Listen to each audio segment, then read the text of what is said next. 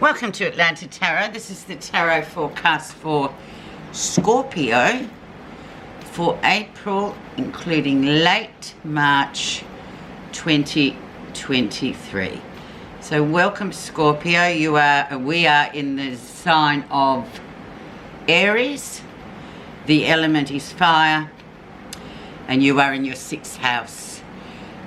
The sixth house is the house of service. It's work. It's also health, so just be careful, Scorpio.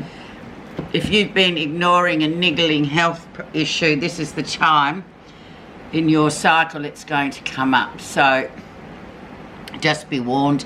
It's also sort of just really it's like a spring clean of your routine, of your house, of what you're doing. All those things that you've put off over the last couple of months suddenly become, you get it, all the lists ticked off, you do all this stuff. So that's the sixth house. It's very much service, work as well comes in, but just really cleaning everything up. Okay, your energy is the Six of Swords, which is smooth sailing after a rough passage. So now you're getting smooth. Very smooth. Let's see.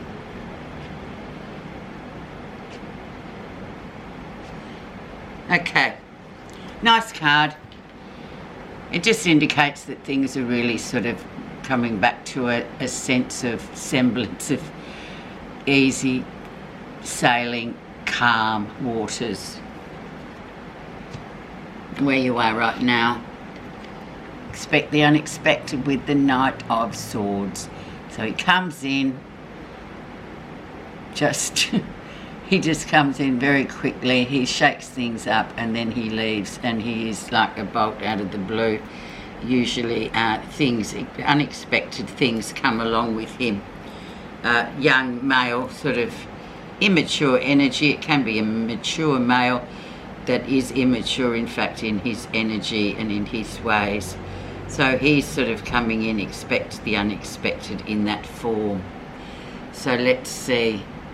Not a good time to come in, really, is it, Scorpio? Especially if you're getting everything sorted out and then this comes in and sort of creates a bit of upheaval. The influencing card of this card and all the rest. Judgment. Well, it's a karmic card. Karmic clearing coming in, clearing your karmic debt. So that will be a surprise for you, obviously. But karmic debt clearing is always a good idea.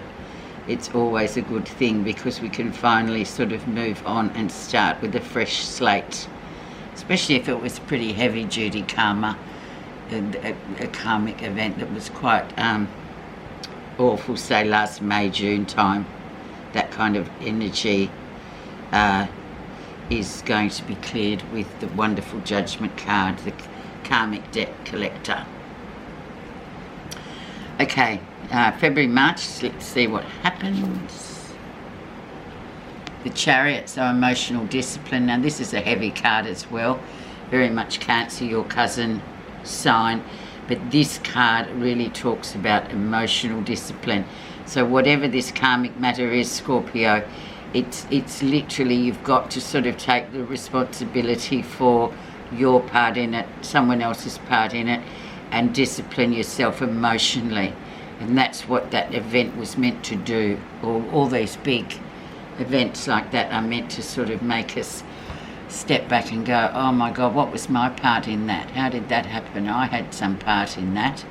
And thus we become emotionally disciplined. So the next time something crops up, we don't fall into the same pattern as we did before, if you get my drift.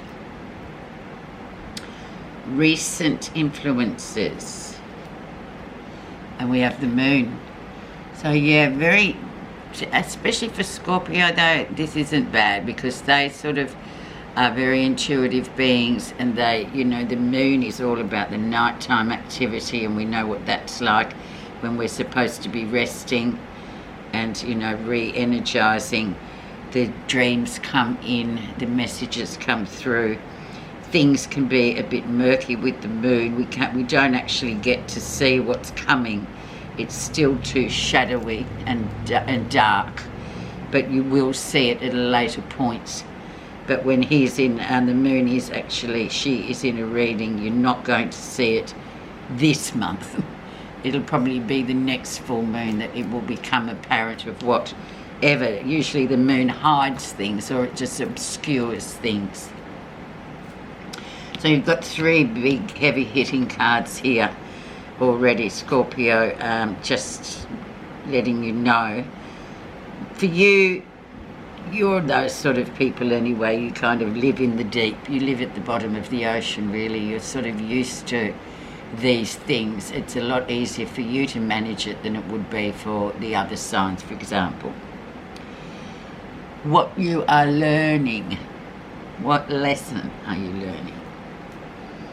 Yeah, feeling held back by something. Something's holding you back.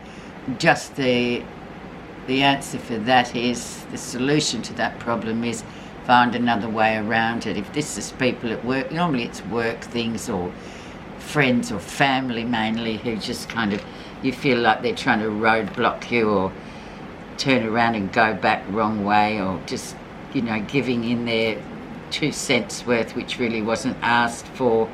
But just as you go, Scorpio, just navigate that all by yourself. You don't need to. You can always find a way around situations or roadblocks as it is. Especially in Aries time too, because it's fire, so you will find a way. And there's reasons why, of course, obviously, the karmic reasons why that you've been held back. So maybe now you might start to see a glimmer of what that lesson was, whatever it was for you personally. Near future. Worry for worry's sake, free-floating anxiety, just, you know, sleepless nights. Well, we could see with the moon here that you were going to have a bit of nighttime sort of activity there.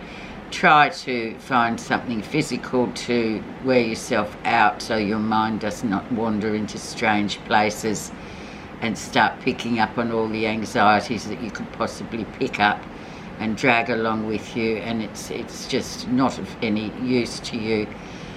Use your intuition, Scorpio, always.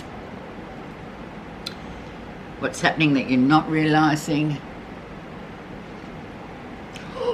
Wheel of Fortune, so very big. Jupiter rules the Wheel of Fortune, and it is the planet of good luck. So why are you worried? Why indeed? Good luck shines upon you, its expansion, its growth, it's all those amazing things.